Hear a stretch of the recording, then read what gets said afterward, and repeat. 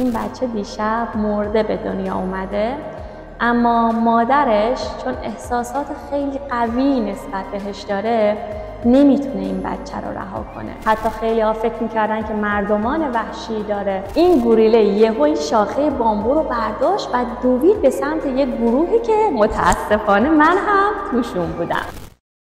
تا حالا شده که یه فکر یا یه ایده‌ای توی ذهنتون داشته باشین ولی تصور کنید که نمیتونید اون رو عملی کنید؟ مثلا اینکه از کارتون خسته شده باشین و دوست داشته باشین که برین دنبال یکی از علاقه‌های جدیدتون، یا اینکه دیگه اون جایی رو که دارین توش زندگی میکنین دوست نداشته باشین و دلتون بخواد که اصلا یه مدت برین یه جای دیگه زندگی کنین. یا حتی خیلی ساده تر از این، شاید دلتون خواسته که یه وسیله موسیقی جدید رو یاد بگیرید، اما با خودتون فکر کردید که دیگه دیره، من نمیتونم این کار رو بکنم. اگر که شما هم جز اون دسته از آدم ها هستین، با من همراه بشین تا براتون از داستان سفرم به رواندا و دیدن گوریل های کوهی بگم. جایی که با سرگذشت خانومی آشنا شدم که زندگی راحت خودش رو توی یکی از شهرهای آمریکا رها کرده بود و تصمیم گرفته بود که بیاد وسط این گوریل های کوهی تو دل این طبیعت وحشی زندگی کنه. توی سفری که من و بهنام به رواندا داشتیم تصمیم گرفتیم که بریم و این گوریل های کوهی رو از نزدیک ببینیم. این گوریل ها معمولا بالای کوه زندگی میکنن و ما باید 3 تا 4 ساعت پیاده روی میکردیم تا به اینا برسیم. این مسیر همینطور که من داشتم توی این جنگل‌های سرسبز و پرتراکم از لای این بوته‌های پرپشت و این بامبوهای خیلی بلند راه خودم رو پیدا می‌کردم و پشت سر راهنمامون که با 2 تا چاقوی بلند داشت این بامبوها رو می‌برید که برای ما یه راه کوچیکی باز کنه. راه می‌رفتم و چکمه‌هامو روی این گلولای‌ها می‌ذاشتم. فقط به یه چیز فکر میکردم. داشتم به این فکر میکردم که یه زمانی سالها پیش یه خانومی به اسم داین فاسی داشته توی همین طبیعت، لای همین بوته ها، تو همین مسیرهایی که من الان دارم روش قدم میزنم، لای این گلولای ها قدم میزده به عشق این گوریل های کوهی و حتی اینقدر اینها رو دوست داشته که تصمیم میگیره که یه خونه‌ای تو دامنه همین کوه‌ها برای خودش بسازه و کنار این موجودات دوست داشتنی زندگی کنه. حالا داین کیه؟ داین یه آدم معمولیه مثل من و شما که در زمان جوانیش توی یکی از شاخه‌های پزشکی درسش رو میخونه و بعد از اتمام تحصیلش به عنوان مدیر بخش اطفال یکی از بیمارستان‌های خوب کنتاکی توی آمریکا مشغول به کار میشه. داین کارش رو دوست داره ولی همیشه پس ذهنش میدونسته که علاقش جانورشناسیه. دوست داره که با حیوانات در ارتباط باشه، دوست داره که به حیوانها کمک کنه، ولی خب موقعیتش جوری نبوده که این کار رو بکنه. تا اینکه داین تصمیم میگیره که توی یک سفری پاشه بره رواندا. وقتی میره رواندا با یک گروه فیلمبرداری میره و از نزدیک این گوریل های کوهی رو میبینه و اونجاست که داین خیلی از این گوریل های کوهی خوشش میاد، عاشق خصوصیات اینها میشه، عاشق نحوه زندگی کردن اینها میشه، ولی از یک طرفی خیلی برای اینها قصه میخوره، برای اینکه خب کلا اون زمان تعداد این گوریل ها خیلی کم بوده، بین 200 تا 300 تا و شکارچی ها هم اینها رو شکار میکردن و پوستشون یا جاهای مختلف بدن این گوریل های کوهی رو میفروختن. بنابراین این گوریل های کوهی توی در واقع معرض انقراض بودن و خب این خیلی داین رو که خیلی حیوانات رو دوست داشته ناراحت میکنه. خلاصه داین برمیگرده به آمریکا ولی فکرش همچنان پیش این گوریل هاست که من چطوری میتونم به این حیوانات کمک کنم و نذارم که نسل اینها نابود بشه. از طرف اون زمان خیلی هم راجع به این گوریل ها و خصوصیاتشون دانش زیادی وجود نداشته و علاقه‌ای که داین به جانور شناسی داشته باعث میشه که خیلی کنجکاو باشه که راجع به نحوه زندگی این گوریل ها، راجع به خصوصیات رفتاریشون بیشتر بدونه. این جرقه، این فکر باعث میشه که داین به این فکر کنه که خب من الان چی کار میتونم بکنم. میره با چند تا از پروفسورهای جانورشناسی دانشگاه‌های مختلف صحبت میکنه و در نهایت میتونه اونها رو راضی کنه که یه مقداری پول به داین بدن که این بتونه بره رواندا و تحقیقات خودش رو روی این گوریل‌های کوهی شروع کنه. خب داین خیلی خوشحال بوده، خیلی هیجان زده بوده که میخواسته بره رواندا و کارش رو شروع کنه، ولی خب قاعدتاً خیلی از دور و بری‌هاش سعی میکنن که مانع این کار داین بشن که خب طبیعی هم هست. تصور کنید که یه خانم دکتری که توی شهری یه زندگی خیلی خوب برای خودش داره، یه اعتباری برای خودش داره، یهو تصمیم میگیره که پاشه بره رواندایی که جز کشورهای خیلی ابتدایی بوده در اون زمان و حتی خیلی ها فکر میکردن که مردمان وحشی داره،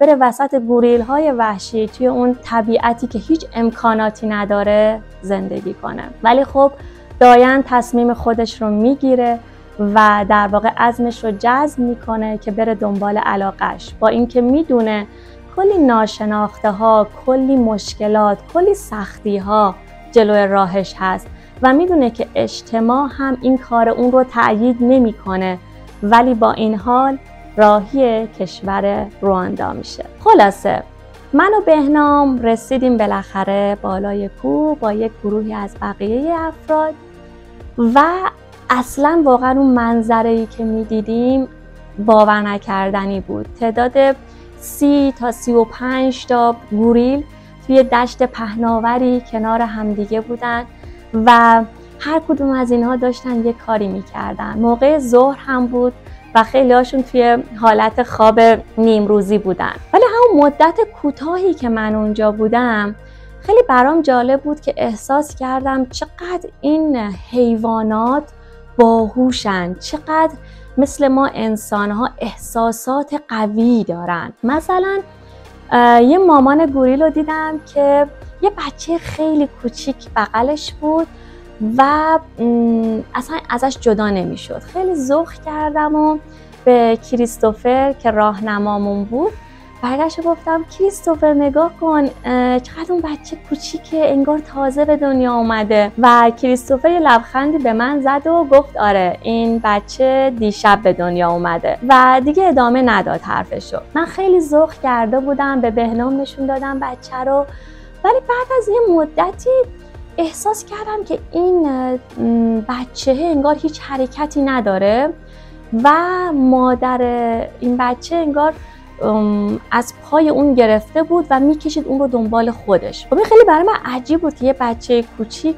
که بالاخره بعد خیلی قشنگتر بغلش کنی. برگشتم به کریستوفر گفتم کریستوفر اون بچه حالش خوبه؟ چرا مامانش داره اینجوری اونو دنبال خودش میکشه؟ که بعد کریستوفر به من گفتش که این بچه دیشب مرده به دنیا اومده، اما مادرش چون احساسات خیلی قوی نسبت بهش داره نمیتونه این بچه رو رها کنه و به هم گفتش که حتی در واقع این گوریل های مادر وقتی این اتفاق براشون میفته تا 2 هفته 3 هفته ممکنه که این بچه مرده رو همراه خودشون بکشن برای اینکه نمیتونن از بچهشون دل بکنن. خب این قضیه خیلی برای من شخصا متاثر کننده بود.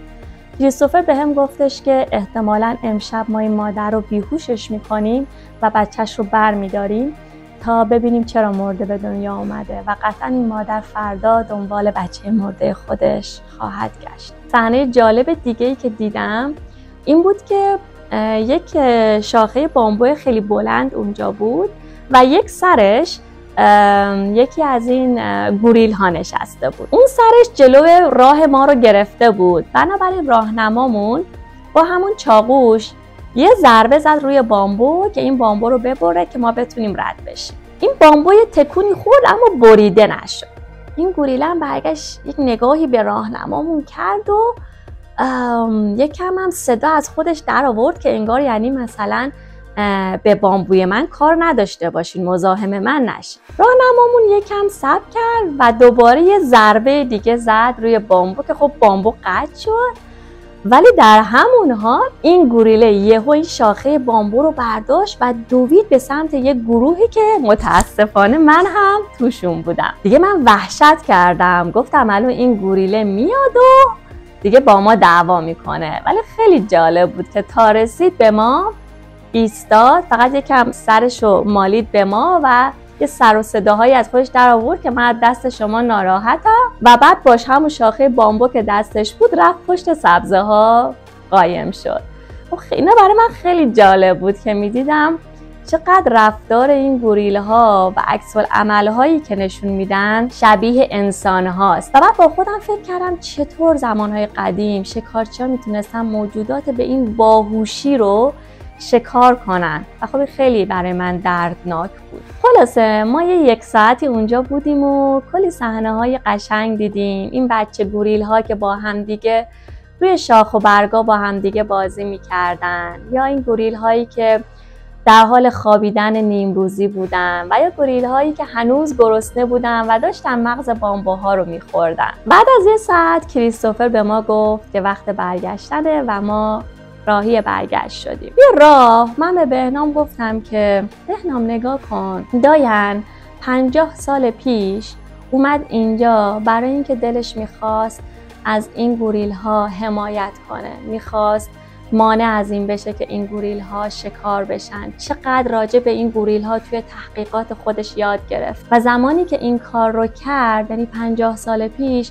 همه مخالفش بودن. هیچ کسی کار این آدم رو تأیید نکرد. ولی الان که 50 سال گذشته همه دارن از داین تشکر میکنن، قدردان زحمت‌های او هستن، برای اینکه اگه داین نبود شاید اصلا این گوریل ها دیگه امروز اینجا نبودند که ما بیایم ببینیمشون. و حتی اینقدر داین رو دوست دارن که کلی به اسم داین فاندریزینگ انجام میدن هر سال. خب این خیلی برای من جالب بود که چقدر نظر اجتماع راحت راجع به یه آدم میتونه عوض بشه و چقدر خوبه که آدم به این چیزا توجه نکنه و مثل داین اونقدر قوی باشه که توی هر برهه‌ای از زمان که هست ببینه که علاقش چیه و بره دنبال علاقش.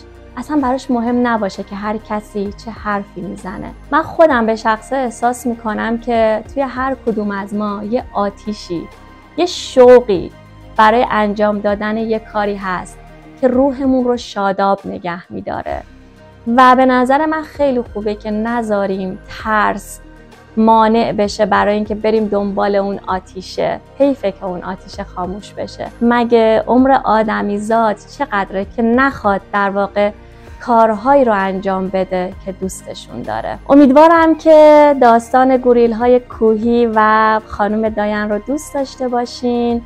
دوستتون دارم. همیشه به سفر باشین. خدا نگهدار.